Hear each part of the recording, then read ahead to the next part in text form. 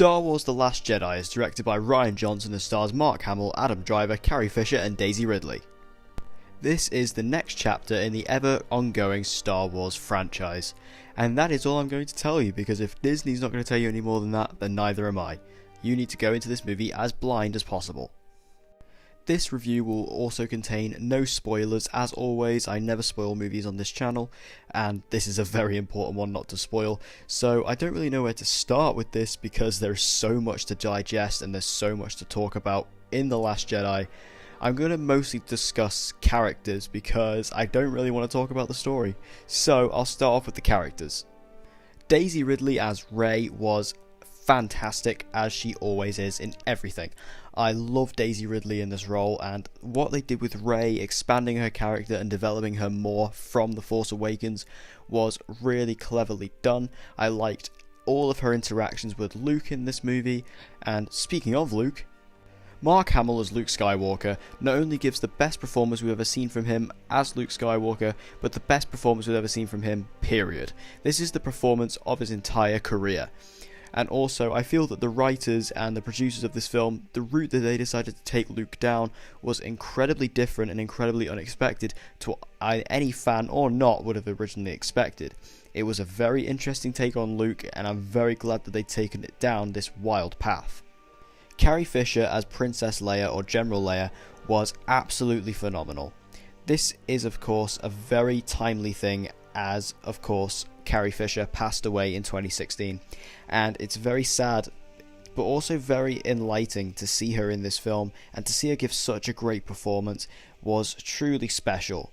I loved every moment of Leia in this movie, and she was just phenomenal, and it was such a magical experience to see Carrie Fisher on screen once again.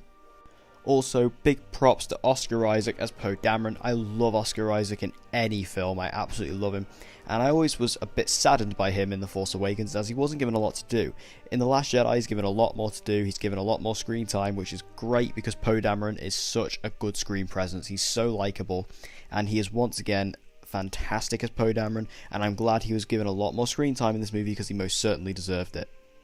Adam Driver gives a much more personal performance this time around as Kylo Ren, aka Ben Solo.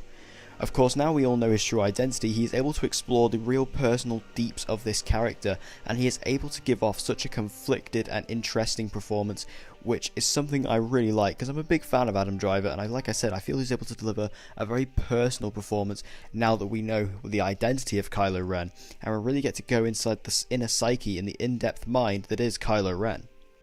Also, Andy Serkis as Grand Master Snoke was fantastic. I didn't really care too much about Snoke in The Force Awakens, as I didn't really understand who he was or where he came from, but here in The Last Jedi you get a lot better of an idea of who he is, as he's not just a simple hologram, and Andy Serkis is able to give such a menacing but also quite entertaining performance as Snoke that I didn't really see coming. It was a very surprising performance, but I really enjoyed it. All the side characters in this were also really interesting. I really enjoyed Laura Dern as the sort of new general in the movie who's part of the Republic. Or part of the Resistance, I should say. She was really fantastic in this, and also I think the actress, I don't know her name off the top of my head, I'm sorry, but the actress who plays Rose, who's kind of Finn's partner in crime in this movie, she was fantastic. I didn't really expect much from her in this movie, but she really surprised me. She was probably the biggest standout for me. Absolutely fantastic all around. This film also probably features the best action sequences in any Star Wars film, period. Every single action beat in this movie is exciting, edge of your seat stuff, and I could not take my eyes off the screen, not only during the action scenes, but to be honest, in any scene in this movie. Everything to do with the action was done to a T, and it was so riveting, really gets your heart pumping, and I haven't really felt that in an action movie this year. The cinematography in this movie is something to be applauded.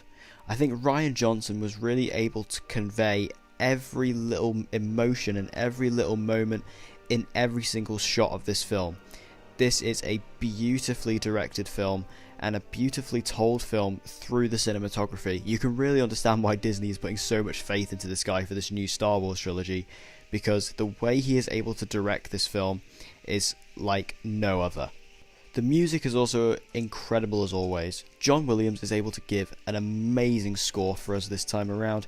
I know a lot of people were kind of disappointed by the Force Awakens score, me personally not so much, but the Last Jedi score is most certainly better than the Force Awakens one.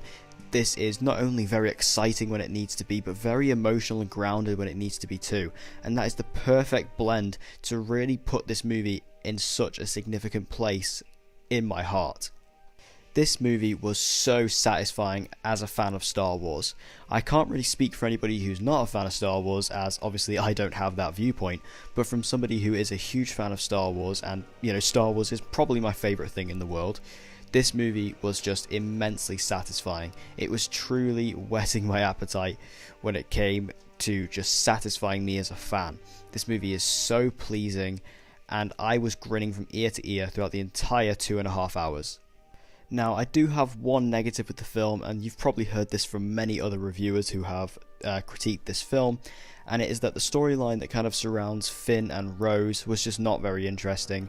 It does relate to the overall overarching story, but it's not entertaining, and when it's there on screen you're kind of wanting to cut back to whatever else is going on instead of this Finn and Rose storyline. Like I said, it does connect to the overall story, but it just doesn't keep you engaged enough. On the whole, Star Wars The Last Jedi was a truly spectacular picture. I have never been on such a rollercoaster ride of emotions. I've never felt so many emotions hit me in the space of 2.5 hours than I did experience in Star Wars The Last Jedi. As a Star Wars fan, this movie satisfied me to no end, and I am so excited to watch this movie again, as I feel I need to see it again in order to take in everything, as I have missed out probably loads of stuff in this review. It was amazing. Star Wars The Last Jedi was truly spectacular. I can say with confidence that this is easily one of the best Star Wars films, top 3 for sure, and I can also say right now, without a shadow of a doubt, that this is my favourite movie of 2017, and I can't see that changing. So with that said, I'm going to give Star Wars The Last Jedi an A+.